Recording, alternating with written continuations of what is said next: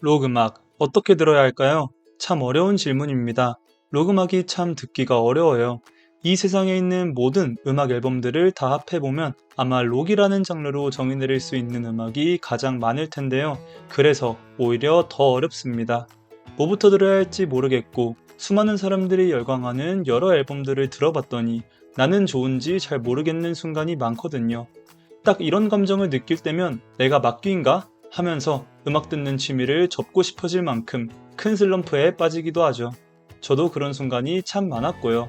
그래서 오늘은요, 록 음악이 어려운 이유와 이 록 음악의 세계를 어떻게 하면 잘 탐구해 나갈 수 있을까 한번 이야기해 보도록 하겠습니다. 제가 생각하는 많은 분들이 록 음악을 어려워하는 가장 큰 이유는 편견 때문입니다. 특히 지금 20대, 30대이신 분들은 아마 록 음악에 대한 편견이 많으실 거라고 생각해요. 왜냐면 현재 20, 30대이신 분들이 다른 연령대에 비해 어렸을 때 미디어의 영향을 더 많이 받았거든요. 록 음악에 있어서는 안 좋은 쪽으로 말이죠.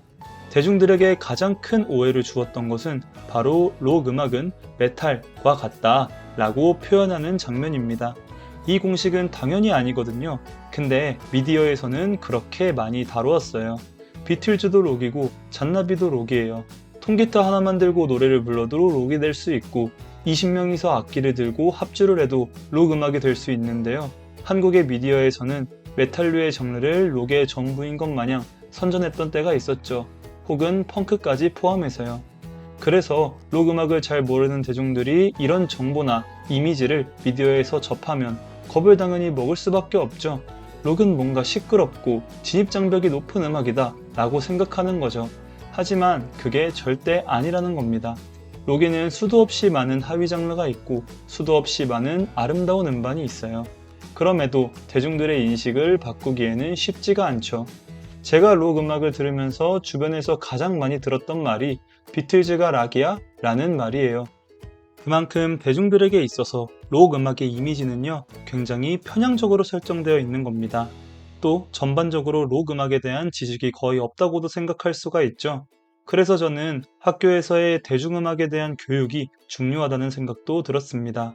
또 이 편견을 바로잡아주는 것이 음악을 좋아하는 사람들의 역할이라고도 생각합니다. 그니까요, 제가 말하고 싶은 거는 다음과 같아요. 록 음악을 들을 때 록이라는 단어 때문에 전혀 겁을 먹을 필요가 없는 겁니다.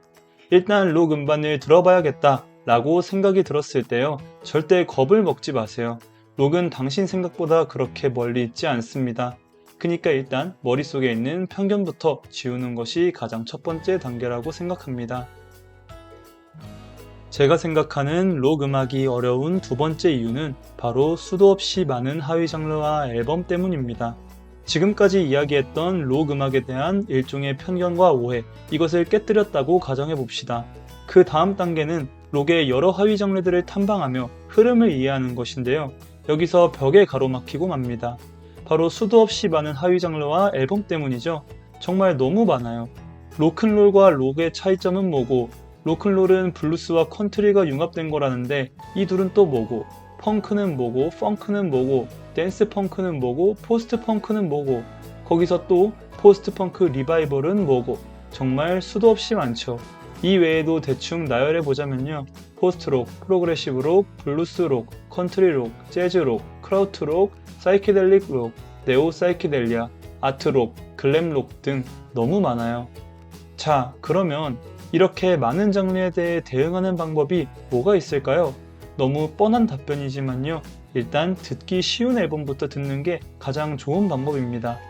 록 음악이 하도 많아서 어지러우시겠지만 동시에 그렇게 앨범이 많다는 것은 팝스러운 앨범도 존재한다는 거겠죠. 어려운 앨범이 있으면 쉬운 앨범도 분명 있을 거예요. 그러니까 그런 앨범들을 일단 먼저 찾아서 들으시면 좋을 것 같아요. 그리고 그런 앨범을 인터넷에 검색해 보면서 장르에 대한 정보를 한번 보는 겁니다. 그러면 당신이 듣는 음반이 이 장르구나 라는 개념이 머릿속에서 생겨나게 되는 거죠. 이렇게 하나하나씩 쉬운 앨범부터 시작해 보시면서 인터넷을 이용하여 장르를 한번 찾아보세요. 거기서부터 이해가 시작되는 겁니다. 자, 여기서 제가 좋은 방법을 또 하나 알려드릴게요. 바로 음악 덕후들을 위한 사이트 레이디오 뮤직을 이용하는 겁니다. 이 사이트는 록 음악이 아닌 다른 장르를 탐구할 때도 아주 좋은 사이트입니다. 이 검색창에서 여러분이 좋게 들은 앨범이나 그 앨범을 만든 아티스트를 검색합니다. 예를 들어서 오아시스를 검색해 볼게요. 그러면요, 여기에 정보가 뜨고요. 이것을 누르면 밴드 오아시스에 대한 정보, 그들의 음악에 대한 모든 정보가 있습니다. 한번 봐볼게요. 그리고 별점 시스템으로 평균으로 계산되어 매겨진 그 음반에 대한 점수가 있죠. 여기서 여러분들이 많이 보면 좋을 것이 바로 여기 위에 있는 장르 칸입니다. 오아시스가 하는 음악에 대한 장르가 써져 있는데요. 만약에 여러분이 오아시스를 좋아해서 비슷한 장르를 한번 들어보시고 싶다. 그러면 이걸 눌러보시면 됩니다. 제일 처음에 있는 브릿팝이라고 써져 있는 단어를 눌러볼게요. 그러면 펄프, 블러를 포함해서 여러가지 아티스트들과 그들의 앨범이 나옵니다. 이 순위가 높을수록 대중들한테 좋은 평을 받은 앨범이에요. 그러니까 여기서 높은 순서대로 앨범을 들어보시면요, 굉장히 좋은 디깅 방법이 될 수 있는 겁니다. 이게 아니더라도 라디오 뮤직 전체 차트를 보고 별점이 높은 것을 골라서 듣는 방법도 있습니다. 하지만 이 방법은 딱히 추천하지 않습니다.